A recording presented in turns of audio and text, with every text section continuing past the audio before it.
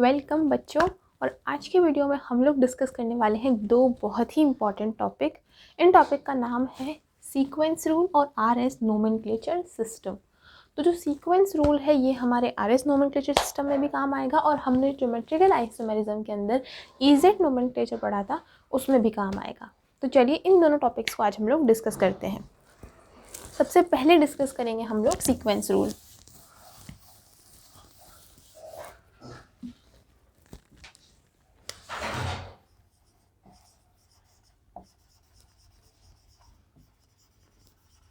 तो जो sequence rule है ये कौन, इनगोल्ड और प्रिलो इन साइंटिस्ट ने दिया था, इसलिए इसको CIP रूल भी हम लोग बोलते हैं। ठीक है, इन साइंटिस्ट ने रूल बेसिकली दिया कि हम लोग जब नोमेनक्लेचर करते हैं तो हमें ग्रुप्स को नंबरिंग देनी पड़ती है, प्रायोरिटी देनी पड़ती है।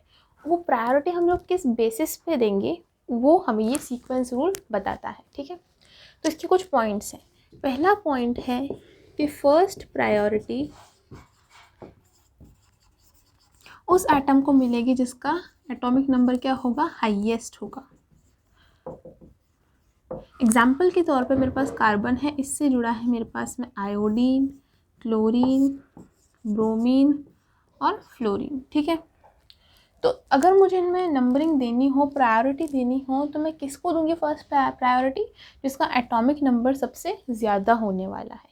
तो मैं यहाँ पे देख रही हूँ आयोडीन है, ब्रोमीन है, क्लोरीन है और फ्लोरीन है। एटॉमिक नंबर इन चारों में सबसे ज़्यादा होता है आयोडीन का, तो इसको मिलेगी फर्स्ट प्रायोरिटी। देन होता है ब्रोमीन का, तो सेकंड प्रायोरिटी। देन क्लोरीन का, तो थर्ड प्रायोरिटी। और फ्लोरीन को मिलेगी लास्ट, फोर्थ प्रायोरिटी। ठीक है, इस तरह से इसका फर्स्ट पॉइंट था कि हम लोग फर्स्ट प्रायोरिटी उस एटम को देते हैं या उस ग्रुप को देते हैं जिसके फर्स्ट एटम का एटॉमिक नंबर सबसे ज़्यादा हो। आई बात समझ में? जैसे हमारे पास में एक ग्रुप भी जुड़ा हुआ हो सकता है। फॉर एग्जांपल यहाँ पे हमारे पास में OH जुड़ा हुआ है ना, यहाँ पे हमारे पास में CH3 जुड़ा हुआ है और यहाँ पे हमारे पास में मान लो NH2 जुड़ा हुआ है। तो अब हमें देखना है कि किसका एटॉमिक नंबर सबसे ज़्यादा, फर्स्ट एटम का। तो मैं जानती हूँ कि सब में से सबसे ज़्यादा एटॉमिक नंबर फ्लोरीन का है यहाँ पे, तो इसको मैं दूंगी फर्स्ट नंबर। देन ऑक्सीजन का है तो इसको दूंगी सेकंड नंबर। देन नाइट्रोजन का है तो इसको दूंगी मैं थर्ड नंबर। और फिर कार्बन वाले ग्रुप को मिलेगा फोर्थ नंबर। फर्स्ट एटम का हमें एटॉमिक नंबर देखना होता है, जिसका सबसे ज़्यादा होता है उसको हम लोग फर्स्ट प्रायोरिटी दे देते हैं। ठीक है, तो ये तो हो गया इसका फर्स्ट पॉइंट।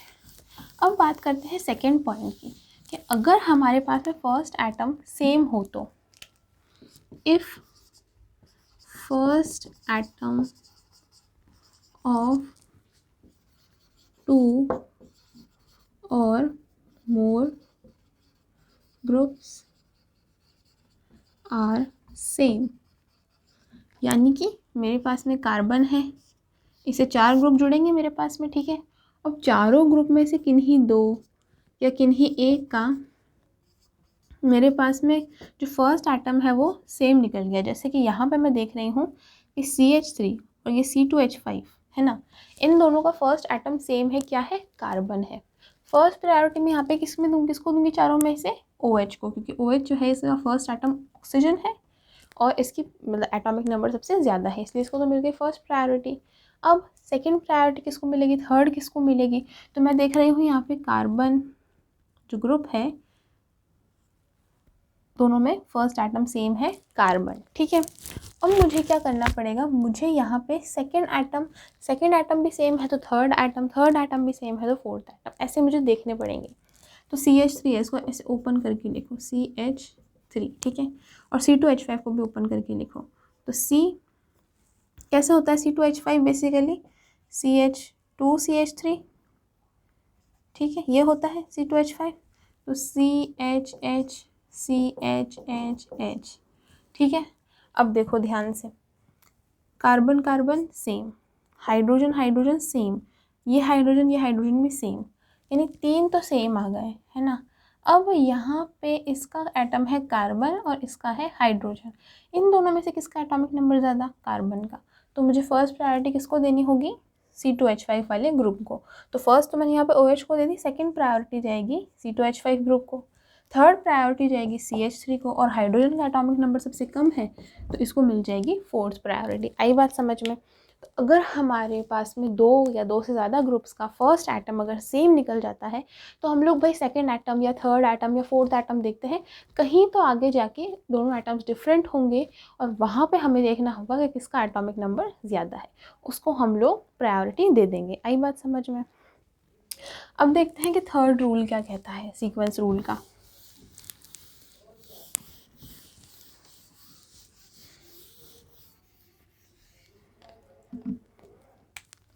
थर्ड रूल कहता है कि इफ़ डबल और ट्रिपल बॉन्ड आर प्रेजेंट,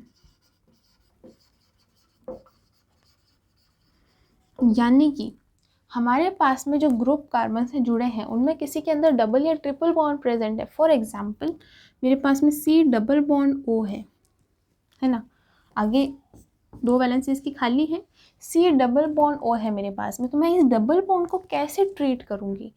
तो ये सीक्वेंस रूल कहता है कि आप इस डबल बॉन्ड को ट्रीट करोगे एज इफ इस कार्बन से 2 ऑक्सीजन जुड़े हुए हैं। आई बात समझ में? यानी जहाँ पे भी मेरे पास डबल बॉन्ड है, जिस एटम के साथ में वो बॉन्ड है वही एटम मुझे 2 बार काउंट करना है। आई बात समझ में? यानी अगर मेरे पास C ट्रिपल बॉन्ड N दिया हुआ है तो मैं इसको ट्रीट करूँगी एज CN N, इस तरह से मैं इसे ट्रीट करूँगी। ठीक है कि भाई मेरे पास कार्बन और नाइट्रोजन के बीच में ट्रिपल बॉन्ड है तो मैं नाइट्रोजन को 3 बार काउंट करूँगी, N और N, इस तरह से। ठीक है, तो अगर मैं कोई एक अच्छा एग्जाम्पल ले लेती हूँ,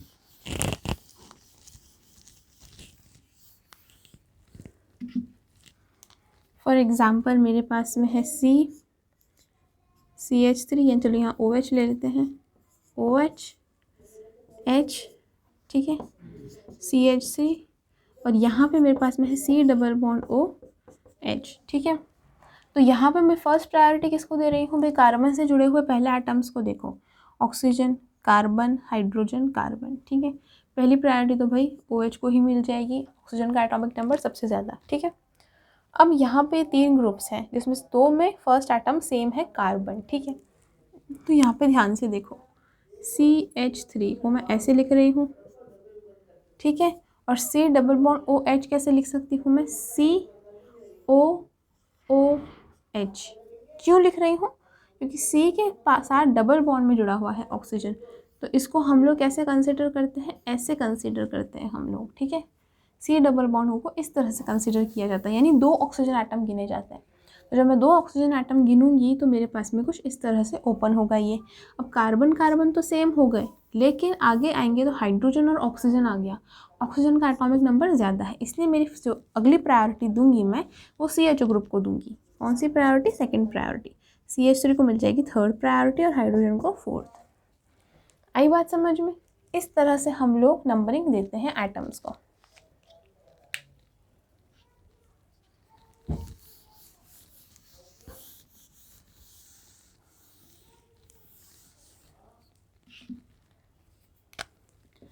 फोर्थ रूल कहता है कि अगर हमारे पास में एक ही हमारे मॉलिक्यूल है, उसके अंदर 2 ऐसे एटम्स आ जाएं जिनका एटॉमिक नंबर तो सेम होता है लेकिन एटॉमिक मास डिफरेंट होता है, यानी कि हमारे पास में फॉर एग्जांपल आ गया carbon, OH, H, CH3 and D क्या है? ड्यूट्रियम, जो कि हमारे पास में है हमारा आइसोटोप ऑफ हाइड्रोजन।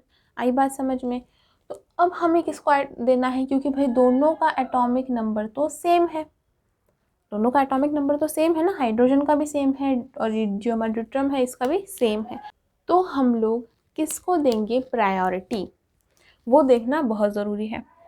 तो प्रायोरिटी हम लोग देते हैं जिसका एटॉमिक मास ज़्यादा निकले, यानी कि अगर हमारे पास में आइसोटोप्स आ गए, atomic number same, atomic mass different, है ना, तो आइसोटोप्स के अंदर जिसका एटॉमिक मास ज़्यादा है, एटॉमिक मास जिसका ज़्यादा है उसको हम लोग दे देंगे प्रायोरिटी। तो यहाँ पर एक तो D है और एक H है, हम जानते हैं दोनों का एटॉमिक नंबर तो सेम है, लेकिन एटॉमिक मास डी का ज़्यादा है, ठीक है। इसका मतलब प्रायोरिटी इसे दी जाएगी। तो फर्स्ट प्रायोरिटी में तो ये आने वाला है OH, सेकंड में CH3 आएगा, कार्बन का एटॉमिक नंबर ज़्यादा, फिर आएगा D, और फोर्थ प्रायोरिटी मिलेगी हाइड्रोजन को। आई बात समझ में? तो ये 4 बेसिक रूल्स हैं जो कि हमें याद रखने हैं, ये हमारे काम आते हैं कब, जब हम लोग RS नोमेनक्लेचर करते हैं और EZ नोमेनक्लेचर करते हैं। अब इस रूल के अकॉर्डिंग हम लोग एक टेबल देख लेते हैं या एक सीक्वेंस देख लेते हैं, किस सीक्वेंस में हमें बेसिकली ग्रुप्स को नंबरिंग देनी है। एक बनी बनाई सीक्वेंस है हमारे पास में। इस सीक्वेंस के अकॉर्डिंग प्रायोरिटी को मैं डिक्रीजिंग ऑर्डर में लिख रही हूँ।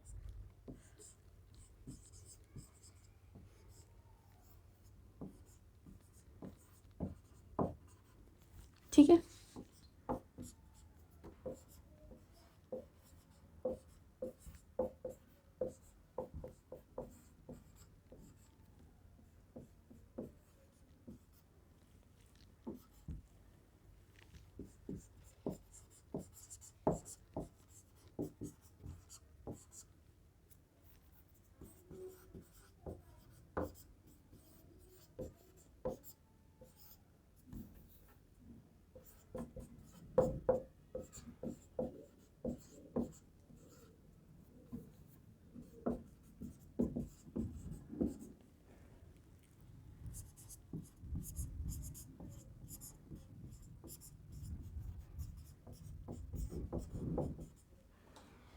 तो ये मैंने एक सीक्वेंस टेबल बनाई है, ये आप लोग नोट डाउन कर सकते हो, याद रख सकते हो। बहुत सिंपल टेबल है, जल्दी ही याद हो जाएगी, ज़्यादा मुश्किल नहीं है कि भाई सबसे ज़्यादा प्रायोरिटी हमें किसे देनी है। तो हमारे पास में कोई भी कंपाउंड आ जाए, अगर हमें ये याद है, एक जनरल रफ आइडिया भी है इसका अगर हमें, तो हम लोग बिना ज़्यादा कैलकुलेशन किए, ज़्यादा हम टाइम लगाए, फटाफट से नंबरिंग दे सकते हैं कि इसकी प्रायोरिटी ज़्यादा होती है।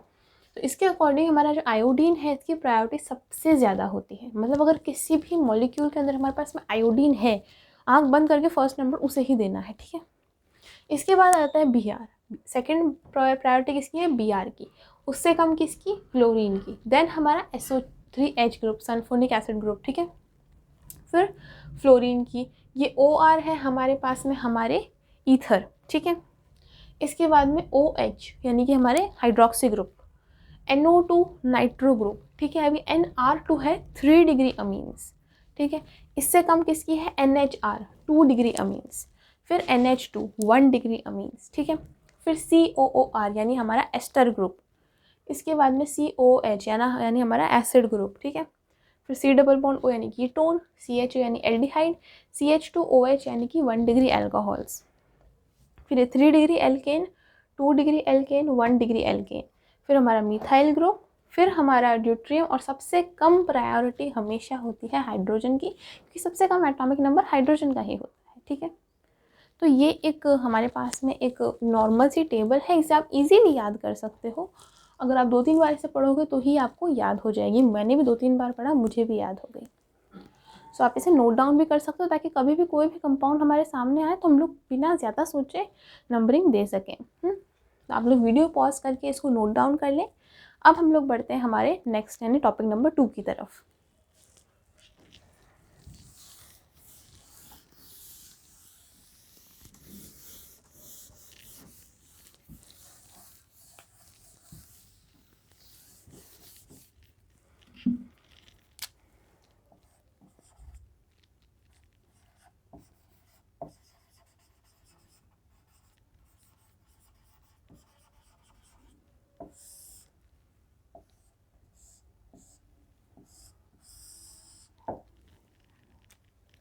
टॉपिक नंबर 2 है RS नोमेनक्लेचर। RS नोमेनक्लेचर क्या कहता है भाई, ये हमें हेल्प करता है। क्यों हमने इस RS नोमेनक्लेचर को निकाला, जबकि हम लोग तो पिछले वीडियो में हम लोगों ने DL टाइप ऑफ कॉन्फ़िगरेशन जो था वो हम लोगों ने निकाल लिया था। भाई हम लोग कॉन्फ़िगरेशन के अकॉर्डिंग उसको नाम दे रहे थे, एक को D दे रहे थे, दूसरे को L दे रहे थे। कैपिटल D कैपिटल L की बात कर रही हूँ मैं वैसे, ठीक है। तो RS नोमेनक्लेचर क्यों निकाला, देखो भाई पिछले वीडियो में हम लोगों ने देखा था कि जो D और L हम लोग दे रहे थे वो हम लोग क्यों दे रहे थे, किसको देख के दे रहे थे, ग्लिसरॉल्डिहाइड को देख के दे रहे थे। यानी कि हमारे पास में एक कंडीशन आ गई थी कि हमें ऐसा ग्रुप ढूंढना है जिसका स्ट्रक्चर ग्लिसरॉल्डिहाइड से मिलता जुलता हो, उसको हम लोग दे सकते हैं डी और एल का नाम।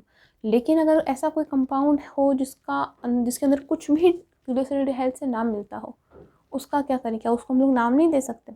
तो RS नोमेनक्लेचर उस प्रॉब्लम का सल्यूशन है। यानी कि अगर हमारे पास में कोई ऐसा मॉलिक्यूल आ जाता है जिसके अंदर ग्लिसरॉल्डिहाइड से कुछ भी नहीं मिलता, तो उसकी कॉन्फ़िगरेशन हम लोग कैसे पता लगाएंगे? तो ये जो नोमेनक्लेचर है ये सब कंपाउंड्स पे लागू होता है, क्योंकि हम लोग सीक्वेंस रूल पढ़ चुके हैं और ये बहुत ही सिंपली सीक्वेंस रूल पर ही काम करता है, बहुत सिंपल सा है। ठीक है, क्या कहता है RS नोमेनक्लेचर? RS नोमेनक्लेचर कहता है कि R का मतलब तो है रेक्टस, जिसको आप लोग समझ सकते हो क्लॉकवाइज, या फिर रेक्टस का जो मीनिंग होता है वो होता है राइट हैंड साइड। S का मतलब होता है सिनिस्टर, जिसको आप समझ सकते हो एंटी क्लॉकवाइज। ठीक है, तो ये हमें दो चीज़ें याद रखनी है, बाकी सब कुछ सेम है। ठीक है, तो जो RS नोमेनक्लेचर है ये हमारे 3D स्ट्रक्चर्स पर भी काम करता है, लेकिन चूंकि हम लोगों ने पिछले वीडियो में देखा था कि हम लोग 3D स्ट्रक्चर्स को 2D में भी बना सकते हैं, तो फिर हम लोग 2D में ही स्टडी कर रहे हैं। यानी हम लोग फिशर प्रोजेक्शन फॉर्मूला के R और S कॉन्फ़िगरेशन पता लगाने वाले हैं। ठीक है, मेरे पास में अगर कोई भी कंपाउंड है, फॉर एग्ज़ाम्पल मेरे पास में मान लो कोई भी कंपाउंड है ABCD, कोई कार्बन है जिससे ABCD ग्रुप जुड़े हुए हैं, या फिर मैं इसको नंबरिंग दे देती हूँ 1 2 3 और 4 ग्रुप जुड़ा हुआ है। प्रायोरिटी दे रखी है मैंने, चारों ग्रुप को दे दी है मैंने। ठीक है, मेरे पास कोई ग्रुप थे जिनको मैंने 1 2 3 4 नंबरिंग दे दी। ठीक है, मुझे क्या करना है, मुझे इस पूरे मॉलिक्यूल को इस तरह अरेंज करना है कि ये जो मॉलिक्यूल है ये कुछ इस तरह का हो जाए, 4th ग्रुप इसमें नीचे की तरफ आ जाए। बस मुझे ये काम करना है। वो कैसे करना है वो अभी मैं बताऊंगी। बस मुझे काम ये करना है कि मुझे उस ग्रुप में उसमें जो 4th प्रायोरिटी जिसमें एटम को या ग्रुप को दे रही हूँ ना, वो वाला ग्रुप मैं नीचे की तरफ ले आऊँ। बस अब मैं इसको R या S नाम दे सकती हूँ। R होगा या S होगा मैं पता लगा सकती हूँ। ठीक है, किस तरह से हम लोग ग्रुप को चेंज करते हैं वो ज़रा ध्यान से देखना। ठीक है,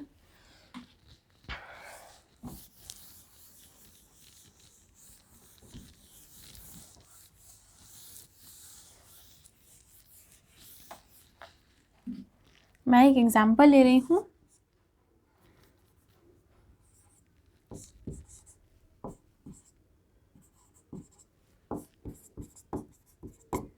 ठीक, सबसे पहले क्या करेंगे, मॉलिक्यूल देखते ही नंबरिंग देनी है, प्रायोरिटी देनी है। ठीक है, मॉलिक्यूल देखते सबसे ज़्यादा एटॉमिक नंबर किसका है, क्लोरीन का, फर्स्ट नंबर इसको। अब CH3 और C2H5 में से अभी थोड़ी देर पहले डिस्कस किया था किसको प्रायोरिटी देते हैं हम लोग, C2H5 को। एग्जैक्टली, तो 2 नंबर C2H5 को, 3rd नंबर CH3 को और 4th नंबर हाइड्रोजन को। नंबर दे दिए, अब मुझे क्या करना है, अब मुझे इस हाइड्रोजन को यहाँ ही तो लाके लेके आना है। लेकिन एक प्रॉब्लम है, मैं हाइड्रोजन को ऐसे ही नहीं हिला सकती, कुछ रूल्स होते हैं। अगर मैं सिर्फ हाइड्रोजन को हिलाने की सोचूं तो मेरे मॉलिक्यूल की कॉन्फ़िगरेशन चेंज हो जाएगी, यानी कि मैं एक्चुअल कॉन्फ़िगरेशन नहीं पता लगा पाऊंगी। आई बात समझ में? अगर मैंने हाइड्रोजन को हिलाने की सोच, हाइड्रोजन को इधर लाओ, C2H5 को इधर लाओ, तो फिर हाइड्रोजन 4th नंबर यहाँ आ जाएगा और फिर जब मैं कॉन्फ़िगरेशन निकालूंगी वही होगी मॉलिक्यूल की कॉन्फ़िगरेशन। लेकिन ऐसा नहीं है। अगर मैं सिर्फ हाइड्रोजन को हिलाने के बारे में सोचूंगी तो मेरे जो मॉलिक्यूल मुझे मिलेगा उसकी कॉन्फ़िगरेशन अलग होगी, एक्चुअल मॉलिक्यूल की कॉन्फ़िगरेशन नहीं होगी वो। तो मुझे एक रूल के अकॉर्डिंग कुछ चेंजेस करने होते हैं। वो चेंज करने पर मेरे मॉलिक्यूल में हमारी जो कंडीशन हमें चाहिए वो तो हमें मिल जाएगी, लेकिन कॉन्फ़िगरेशन मॉलिक्यूल की चेंज बिल्कुल भी नहीं होगी। यानी कि मुझे क्या करना होगा, मुझे जो अपोजिट ग्रुप्स हैं पेयर बनाने पड़ेंगे। अपोजिट पेयर, ये एक पेयर हो गया, ये एक पेयर हो गया, इनकी पोजीशन इंटरचेंज कर दो। यानी कि इसकी पोजीशन इसके साथ इंटरचेंज हो जाएगी, इसकी पोजीशन इसके साथ इंटरचेंज हो जाएगी। यानी मैंने कितने इंटरचेंज किए, 2 इंटरचेंज किया, 2 इंटर कन्वर्जन किए मैंने। ठीक है, 2 इंटर कन्वर्जन।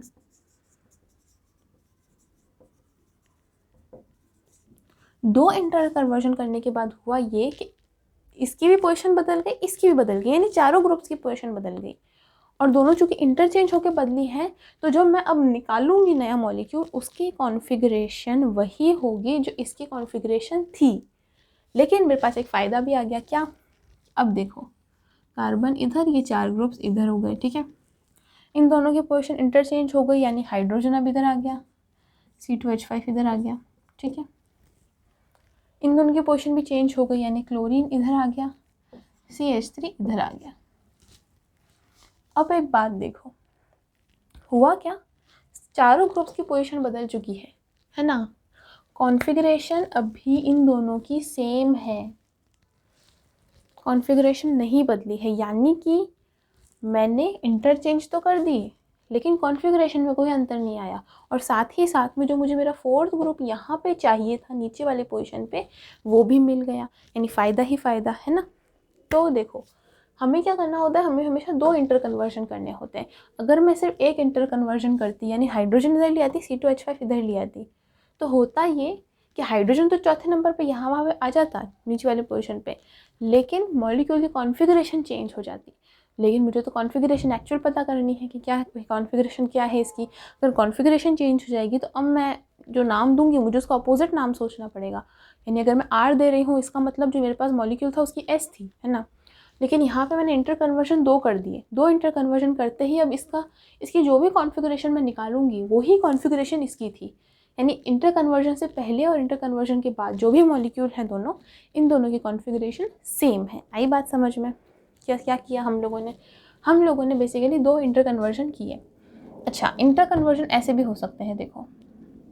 एक तो ये तरीका है कि आप जो अपोजिट ग्रुप्स हैं इनकी पोजीशन चेंज कर दो, ठीक है। दूसरा तरीका होता है इंटर कन्वर्जन करने का, जिसमें कॉन्फ़िगरेशन नहीं बदलती। हम बात कर रहे हैं हमारी कॉन्फ़िगरेशन ना बदले और हमारा काम आसानी से हो जाए, ठीक है। तो दूसरा तरीका होता है इंटर कन्वर्जन करने का कि मैं इसको इसके साथ इंटर कन्वर्ट कर दूं और इसको इसके साथ इंटर कन्वर्ट कर दूं। क्या मतलब ये कि देखो, एक मॉलिक्यूल को मैंने नहीं, एक ग्रुप को मैंने नहीं छेड़ा, क्लोरीन को मैंने नहीं छेड़ा, ठीक है। तो कार्बन से 4 जुड़े हुए ये ग्रुप है, क्लोरीन इधर। अब इन दोनों की पोजीशन हो गई स्विच, यानी कि C2H5 इधर, हाइड्रोजन इधर, तो हाइड्रोजन इधर आ गया, ठीक है। C2H5 इधर है, और यहाँ C2H5 जैसे ही आया, फिर मैंने उसकी पोजीशन कर दी स्विच CH3 के साथ, ठीक है। तो यहाँ पे मेरा हाइड्रोजन है, हाइड्रोजन तो इधर चला गया, ठीक है। C2H5 आ गया इधर पे, है ना। अब यहाँ पे C2H5 है और यहाँ CH3। अब मैं इन दोनों की पोजीशन चेंज कर रही हूँ, तो क्या होगा, CH3 इधर आएगा और C2H5 इधर आएगा। 2 इंटर कन्वर्जन हो गए। पहला इंटर कन्वर्जन तो इन दोनों के बीच में, फिर दूसरा इंटर कन्वर्जन यहाँ पे जो मॉलिक्यूल आया उन दोनों के बीच में। तो 2 इंटर कन्वर्जन से हुआ ये कि अब मेरे पास जो फिर से मुझे मॉलिक्यूल मिला, इसकी कॉन्फ़िगरेशन और पहले वाले मॉलिक्यूल की कॉन्फ़िगरेशन सेम है, कॉन्फ़िगरेशन नहीं बदलेगी। ऐसे भी आप इंटर कन्वर्जन कर सकते हो। ये दूसरा तरीका है इंटर कन्वर्जन करने का। बेसिकली हमें 2 इंटर कन्वर्जन करने होते हैं, 2 इंटरचेंज करने होते हैं, यानी 2 एटम्स की पोजीशन इंटरचेंज करनी पड़ती है। एक इंटरचेंज करोगे यानी कि 2 एटम्स की पोजीशन चेंज होगी, 2 इंटरचेंज करोगे यानी 4 एटम्स की पोजीशन चेंज होगी। लेकिन यहाँ पे देखो, यहाँ पे मैं 2 इंटरचेंज कर रही हूँ, लेकिन पोजीशन सिर्फ 3 एटम्स की चेंज हो रही इन तीनों की, ठीक है। तीसरा तरीका इंटरचेंज करने का जिसमें कॉन्फ़िगरेशन नहीं बदलती। कॉन्फ़िगरेशन बदलती तभी है जब आप सिर्फ एक इंटरचेंज करो, यानी 2 मॉलिक्यूल्स की पोजीशन इंटरचेंज कर दोगे तो कॉन्फ़िगरेशन बदल जाएगी। क्या कॉन्फ़िगरेशन बनेगी? मिरर इमेज की कॉन्फ़िगरेशन बनेगी। बताती हूँ अभी। देखो, दूसरा तरीका समझो कॉन्फ़िगरेशन करने का, चेंज करने का, ठीक है। इसको लाओ यहाँ पे, सीधा सीधा इसको यहाँ लाइयो, इसको उधर नहीं ले जाने का बोल रही मैं। यानी कि मैंने 2 हेडेड एरो नहीं बनाए हैं, मैंने 1 हेडेड एरो बनाया है कि क्लोरीन इधर आया तो हाइड्रोजन किधर गया, हाइड्रोजन इधर गया, तो C2H5 किधर गया, C2H5 इधर गया। इसे बोलते हैं 180 डिग्री का रोटेशन, ठीक है। ये तीसरा तरीका बता रही हूँ मैं, 180 डिग्री का रोटेशन, यानी क्लोरीन को भेजा इधर तो हाइड्रोजन फिर इधर आया, हाइड्रोजन इधर आया तो C2H5 इधर गया। फिर आई बात समझ में? इस तरह से एक 180 डिग्री का रोटेशन सा हो गया। क्या हुआ फिर, CH3 उधर का उधर ही रह गया, क्लोरीन आ गया इधर, क्लोरीन को तो मैंने इधर भेजा, हाइड्रोजन को इधर शिफ्ट करा था, हाइड्रोजन आया इधर, C2H5 फिर क्लोरीन की जगह चला गया तो C2H5 इधर। अभी भी मैंने इंटर कन्वर्जन कर दिए, हाइड्रोजन को मैं नीचे वाली पोजीशन पे ले आई, लेकिन कॉन्फ़िगरेशन नहीं बदली है। अभी भी कॉन्फ़िगरेशन क्या है, सेम ही है। आई बात समझ में, इन दोनों की कॉन्फ़िगरेशन सेम है। तो 3 तरीके होते हैं इंटरचेंज करने के जिसमें हमारी कॉन्फ़िगरेशन नहीं बदलती। तीनों तरीक़ों से हमें काम एक ही करना है। चौथे नंबर जो ग्रुप है, चौथी प्रायोरिटी जब जिसको हमने दी है उसको नीचे लेके आना है बस। बाकी काम बहुत सिंपल है, सिर्फ नीचे लेके आना है। नीचे लेके आने के 3 तरीके मैंने आप लोगों को बता दिए। पहला तरीका, अपोजिट ग्रुप्स की पोजीशन इंटरचेंज कर दो। दूसरा तरीका, इधर जो हमने साइड वाइज इंटरचेंज किए थे, पहले दूसरे की इंटरचेंज और दूसरे तीसरे की इंटरचेंज, ठीक है। और तीसरा तरीका 180 डिग्री रोटेशन वाला, ठीक है। तीनों तरीके एक बार फटाफट वापस जाके देख लो, और नहीं समझ आए तो वीडियो वापस चला के देख लो। सिंपल है बहुत, तीनों तरीके हैं। तीनों तरीके से आप लोग इंटरचेंज कर सकते हो, चौथे ग्रुप को यहाँ ला सकते हो बिना कॉन्फ़िगरेशन चेंज किए, ठीक है। होगा ये कि अगर मैं सिर्फ एक इंटरचेंज करती हूँ तो क्या होता है, तब देखो यानी कि मैंने सिर्फ एक इंटर कन्वर्जन किया, ठीक है। इन दोनों की पोजीशन स्विच कर दी मैंने C2H5 हाइड्रोजन की, ठीक है। तो होगा क्या, C2H5 इधर आ जाएगा, हाइड्रोजन इधर, Cl इधर। ये इसका इनैंशियोमर बन गया। कॉन्फ़िगरेशन क्या है, अपोजिट है, सेम नहीं है, अपोजिट है। ये दिक्कत आती है, इसलिए एक इंटर कन्वर्जन कभी नहीं करना। अपने को हमेशा 2 इंटर कन्वर्जन करने हैं। एक इंटर कन्वर्जन कब करना है वो बताऊंगी। वो इंटर कन्वर्जन हम लोग पार्शियली करते हैं, यानी पहले एक इंटर कन्वर्जन करते हैं फिर दूसरा इंटर कन्वर्जन करते हैं। 2 इंटर कन्वर्जन अगर साथ में नहीं हो रहे ना तो ऐसे अलग अलग करके भी करते हैं, वो भी अभी मैं आपको एग्जाम्पल लेके बताऊँगी, ठीक है। चलो अब देखते हैं कि हम इस जो हमने ये नई कला सीखी है इंटर कन्वर्जन करने की, इससे हम लोग RS नोमेनक्लेचर कैसे करते हैं। तो एग्जाम्पल लेते हैं CH2OH, CCl, ये H, ये CH3, ठीक है। ये 6 एग्जाम्पल है हमारे पास में। किराल कार्बन है। अब देखो फर्स्ट प्रायोरिटी, सबसे पहले मैंने क्या कहा, मॉलिक्यूल देखते ही नंबरिंग कर डालो, ठीक है। तो मॉलिक्यूल देखते ही नंबरिंग करनी है। क्लोरीन को मिला फर्स्ट नंबर, सेकंड किसको मिलेगा, CH2OH को या CH3 को, CH2OH को, ठीक है। अभी मैंने लिखवाया भी था, तो CH2OH हमने पहले लिखा था, CH3 बाद में लिखा था। चाहो तो वीडियो आप लोग वापस चला के देख सकते हो। सेकंड प्रायोरिटी इसको, थर्ड इसको, फोर्थ इसको। क्या करना है मुझे फोर्थ को यहाँ लाना है, या इन दोनों की पोजीशन इंटरचेंज कर दूँ, नहीं करनी, सिर्फ इन दोनों की नहीं करनी। इन दोनों की करेंगे हम लोग, लेकिन साथ में फिर इन दोनों की भी करो, ठीक है। कैसे करोगे, इस तरह से, ये दोनों पोजीशन इंटरचेंज करी, यहाँ से यहाँ, इन दोनों की पोजीशन इंटरचेंज कर दो। तो हाइड्रोजन आए यहाँ पे, यहाँ कौन आ गया, CH3, ठीक है। अब क्लोरीन इन दोनों की पोजीशन में इंटरचेंज हुई है, तो क्लोरीन यहाँ पे, CH2OH यहाँ पे, वापस नंबरिंग दे दो। अब बहुत ही ध्यान से समझो। अब हमें क्या करना होता है, जब हमारा फोर्थ ग्रुप जो है वो नीचे आ जाता है तो हमें देखना होता है कि 1 से हम 2 की तरफ जाएं, 2 से 3 की तरफ जाएं, ठीक है। अगर ऐसा हो रहा है कि 1 यहाँ है, 3 यहाँ है, 2 यहाँ है, तो कोई बात नहीं, फोर्थ को क्रॉस करके जाओ, पर 1 से 2 के पास ही जाना है पहले।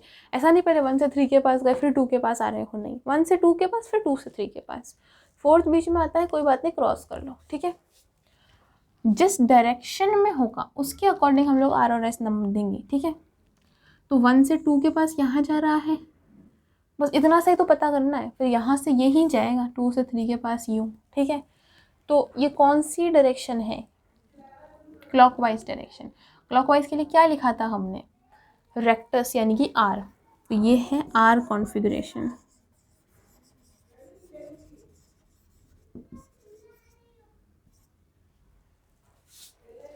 सिंपल, बहुत ही ईजी था, कोई ज़्यादा हमने माथापच्ची नहीं करी, कोई ज़्यादा हम लोगों को डिफ़िकल्टी नहीं आई। बस एक फोर्थ ग्रुप यहाँ लाना है।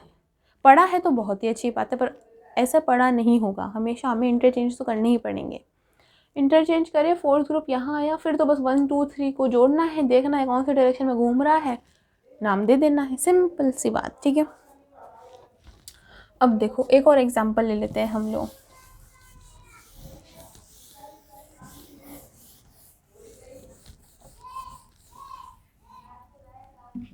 अभी जो हम लोगों ने एग्जांपल देखा था ना, इतनी देर से हम लोग देख रहे थे,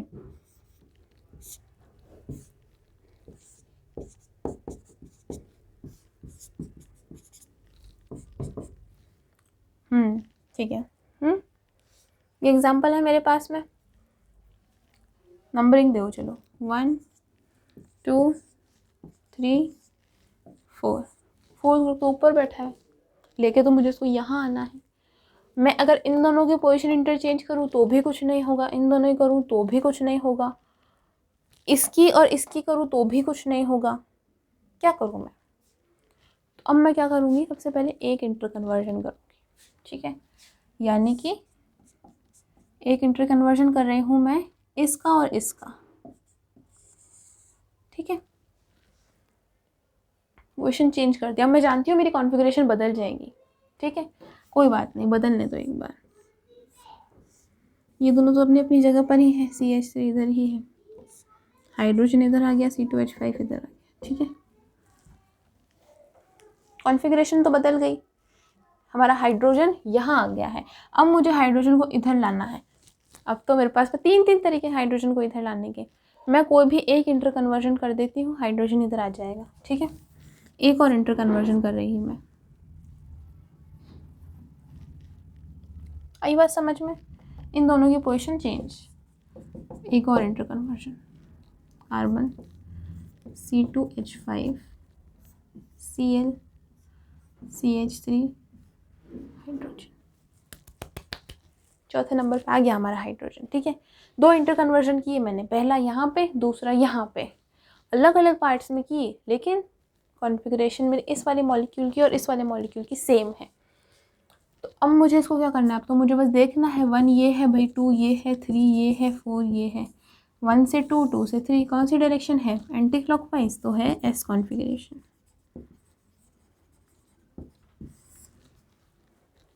अति सिंपल, सीरियसली बहुत सिंपल है ये चीज़। सिर्फ इंटर कन्वर्जन करना है आराम से और आपकी कॉन्फ़िगरेशन आपको मिल जाएगी। आई बात समझ में? अब देखो, अभी तक तो मेरे पास में एक ही किराल कार्बन था, है ना। अब मेरे पास 2 किराल कार्बन हो तो मैं क्या करूँगी,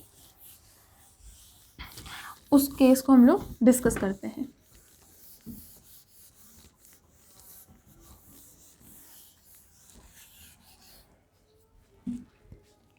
अगर 2 किराल कार्बन प्रेजेंट है मेरे पास में,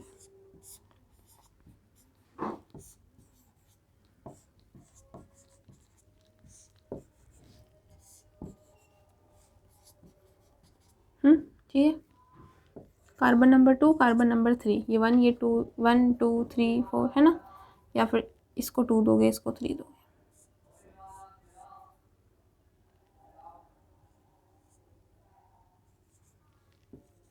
ठीक है। अब देखो, मिल गया हमें, हमारी नंबरिंग दे दी हमने, सेकंड कार्बन है और थर्ड कार्बन है। मैं कैसे स्टडी करूँ मेरा RS नोमेनक्लेचर? तो कहता है भाई कि कोई बात नहीं, सिंपल है, पहले इसको देख लो फिर इसको देख लेना। इसको कैसे देखूंगी मैं? इसको देखने के लिए मैं इसको ऐसे लिखूंगी,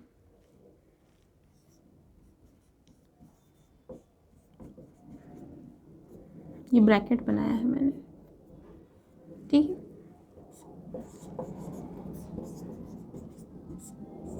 कौन सा कार्बन है, सेकंड कार्बन की बात स्टडी कर रही हूँ मैं, ठीक है। मैंने इसको इस तरह से लिख दिया, इसको मैंने एक पूरा ग्रुप कंसिडर कर लिया ऐसे, ठीक है। CH Cl CH3, देखो CH Cl CH3, ठीक है।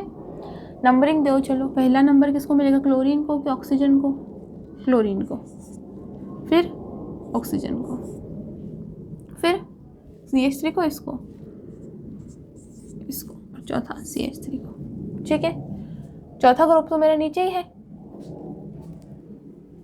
चौथा ग्रुप, अच्छा यहाँ पे सॉरी यहाँ पे Cl नहीं था, यहाँ पे हाइड्रोजन था,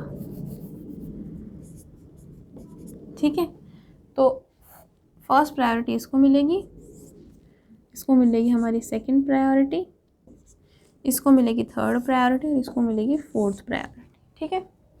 तो क्या होगा, अब हमारे पास में फोर्थ ग्रुप को हमें इधर लेके आना है, लेकिन हम लोग ऐसे नहीं ला सकते, तो हमें क्या करने पड़ेंगे, इंटरचेंज करने पड़ेंगे। तो चलो अगली ट्रिक से इंटरचेंज करके देखो। अब कैसे करो इंटरचेंज, ऐसे करो, ये वाला ये वाला।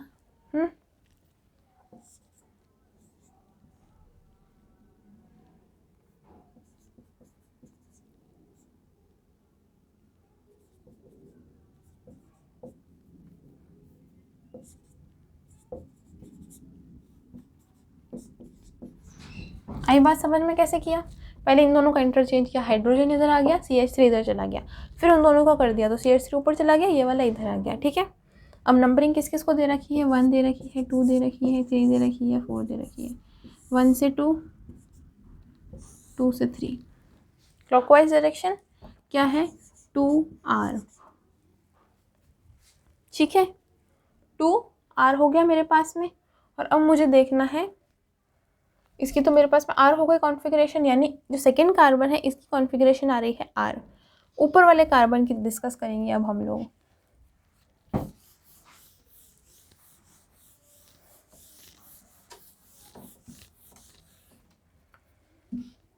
ऊपर वाले कार्बन की करनी है डिस्कस, तो carbon CH3 Cl H CH OH CH3। ठीक है, अब देखो, अब पहला एटॉमिक नंबर किसको मिलेगा, इसको 1, इसको 2, इसको 3, इसको 4। ठीक है, 4 को इधर लाओ, इसको इधर ले जाओ, इसको इधर लाओ, इसको इधर ले जाओ, ऐसे कर लो। चलो ठीक है, यानी ये वाला इंटर कन्वर्जन कर सकते हो। 3 तरीके बताए मैंने इंटर कन्वर्जन करने के, CH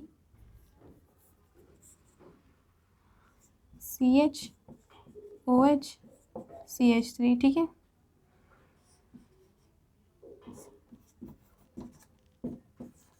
हो गया है ना। अब 1 2 3, ठीक है, और ये 4, तो 1 से 2, 2 से 3 कौन सी डायरेक्शन है, एंटी क्लॉकवाइज डायरेक्शन यानी S, और जो कि थर्ड कार्बन की S है तो 3S। आई बात समझ में। तो इस पूरे मॉलिक्यूल की कॉन्फ़िगरेशन क्या होगी, 2R 3S कॉन्फ़िगरेशन। आई बात समझ में। क्या किया मैंने पहले उस वाले की निकाली फर्स्ट, सेकेंड नंबर कार्बन की कॉन्फ़िगरेशन निकाली, 2R निकली थी। 2R क्यों, क्योंकि R तो कॉन्फ़िगरेशन थी और सेकेंड नंबर कार्बन की थी इसलिए 2R।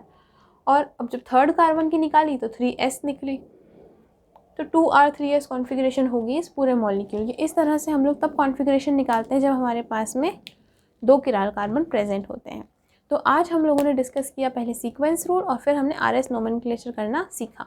तो अगर वीडियो अच्छा लगा हो तो लाइक करें, चैनल को सब्सक्राइब करें। कोई भी डाउट आता है कमेंट करके पूछ लें। डिस्क्रिप्शन बॉक्स के अंदर मैंने जो भी आप लोगों को डिटेल्स दे रखी है उन्हें ज़रूर चेकआउट कर लें। साथ ही साथ में इस जो हमारा ऑप्टिकल आइसोमेरिज्म है इससे रिलेटेड कोई भी वीडियो देखना है, पहले की वीडियो देखने हैं, तो जाके नॉर्मल यूट्यूब पे सर्च करें optical isomerism by Sai classes, आपको सारे वीडियोस मिल जाएंगे। Thank you so much.